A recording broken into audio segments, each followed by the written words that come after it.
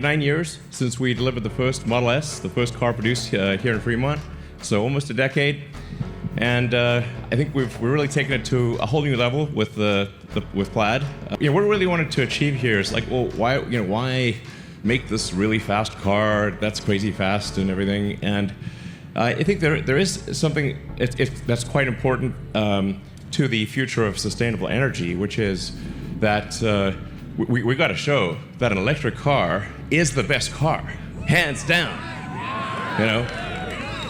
So it's got to be clear. It's like, man, this is sustainable energy cars.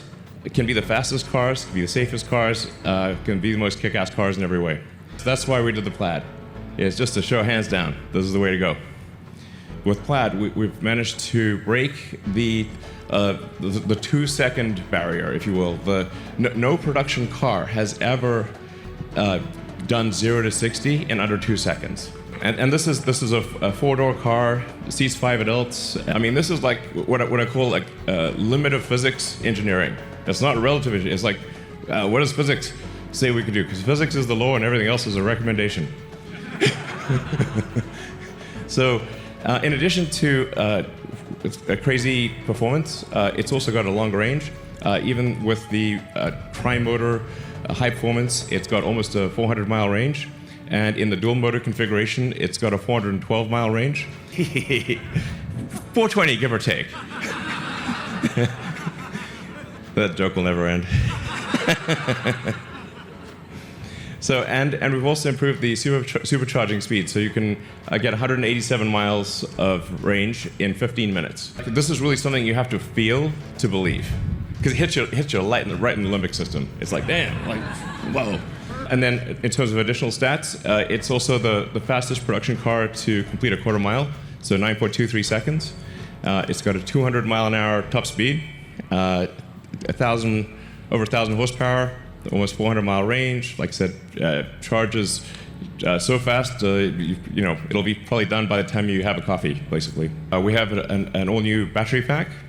And then something we're really proud of is the new carbon-sleeved rotors for the motor. In order to do a carbon overwrapped rotor, you've got to wind it at extremely high tension. It's a very hard thing to do. We actually had to design the machine that makes the rotor. So no such machine existed before. It also means we can have the electromagnetic field be super efficient and have a tight gap even at super high RPM. The RPM is so crazy that just the centrifugal force wants to expand the rotor. So the carbon overwrap actually holds the rotor, basically holds the rotor together. It's like madness. I mean, this is really an amazing work of engineering. There's just never been an electric motor like this. I mean, you could pick this motor up with your hands, and it can accelerate a 2-ton car to 60 miles an hour in 2 seconds. I mean, that kind of power to weight is insane. It goes up to 20,000 RPM and maybe a little more. We also were able to achieve the lowest drag coefficient of any car ever made. Really, I think Tesla engineering has outdone itself here. This is a car that looks good, but also gets an incredible drag coefficient. And this is the true drag coefficient of the car, including with wheels in motion. Sometimes you'll hear drag coefficients quoted, but that'll be without the wheels moving. And the wheels cause sort of air churn and incremental drag. And this is the actual drag coefficient of the car. We also have the latest and greatest in heat pump, which is basically the HVAC system for the car. It's 30% better cold weather range and requires 50% less energy for cabin heating in freezing conditions. You'll see very little degradation in cold weather. You'll be able to actually do back-to-back 0 to 60s, go on the track, just haul ass, and as you'll see tonight, this car is just going to do over and over again, and it doesn't get winded. We got to take this back to maybe the Nürburgring. See what happens. We're just going to keep going so that you can basically travel anywhere you want with peace of mind, super easy. Keep increasing the power of the superchargers. We're 250 kilowatts. Obviously, that we'll start going to 280, 300, 350. Yeah. It's also engineered for maximum safety as well.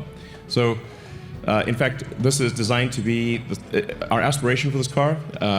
It still has to be tested by the U.S. government, but we think we can get the lowest probability of injury of any car ever tested.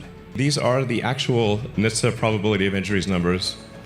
All top 5 cars with the lowest probability of injuries ever tested, all 5 are Teslas. As you can see, we changed the orientation of the main screen, so it's easier to watch movies and that kind of thing in landscape. You drive around and it really feels like, okay, we're in 2021. Great. We have this yoke steering wheel, which is a little different, but I think once you try it, you'll think it's great. The visibility of the main screen is super clear, especially for autopilot. So you can see the entire panoramic view you can basically see the mind's eye of the car. Gotten rid of the stalks. So, I think generally all input is error. So we want, if you have to do something that the car could have done already, that should be taken care of. The software should just do it. So you can actually just literally walk up to the car, it senses that you're approaching, unlocks the car based on your phone. It just basically pairs with your phone, knows that you're coming to the car, opens the door, extends the handle, you sit down, and you just drive. You don't have to press the drive or anything like that. The car knows you want to drive. It figures like, yeah, good guess, you know. So, and then it's using the autopilot system to know where the obstacles are. So obviously, if there's something in front of you, you want to go backwards, and if there's something in back of you, you want to go front. Most likely, it will adapt to your needs. So if it sees that you're always doing this, you're changing to reverse or forward in particular situations, it'll try to remember that and geocode it to that location. So then you won't have to do it in the future.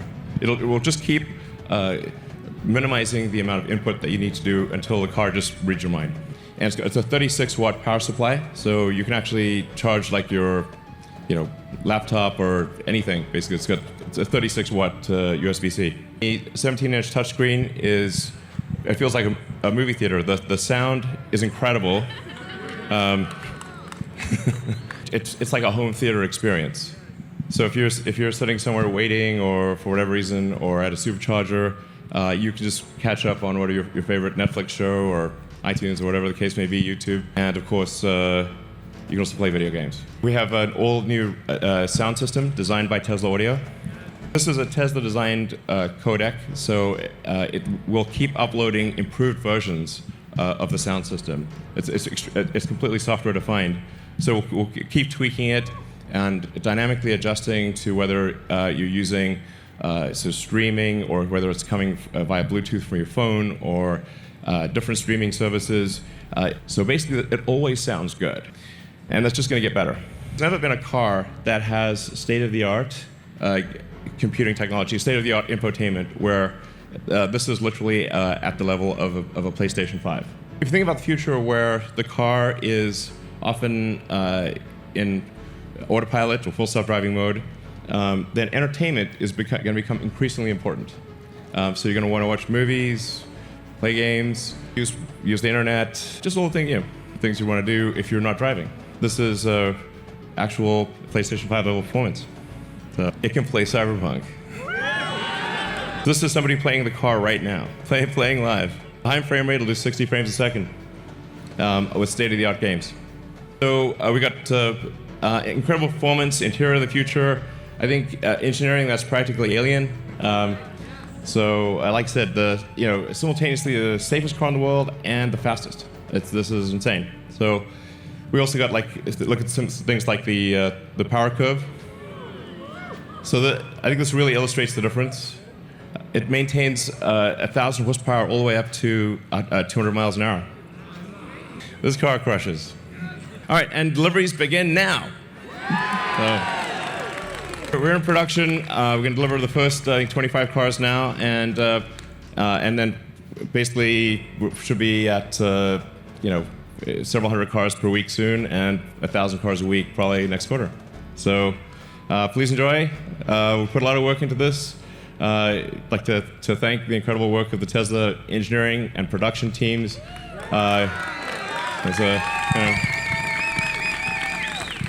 It's like My hat is off to Tesla engineering, production, design, the whole group. They put their heart and soul into this. So hope you enjoy it.